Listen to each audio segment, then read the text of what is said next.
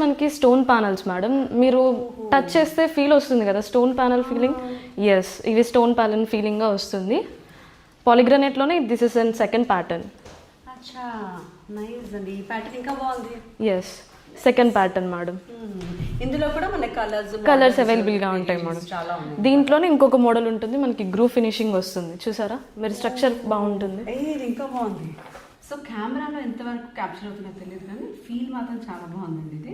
ఇది ఈ లైన్స్ ఏమో అంటాము, గ్రూస్ అంటాం మేడం. గ్రూస్ అంటారు. ఓకే. మోస్ట్ ఇది మనం కమర్షియల్ ప్లేసెస్లో, రెసిడెన్షియల్ ఏరియాస్లో ఎక్కడైనా యూజ్ చేసుకోవచ్చు.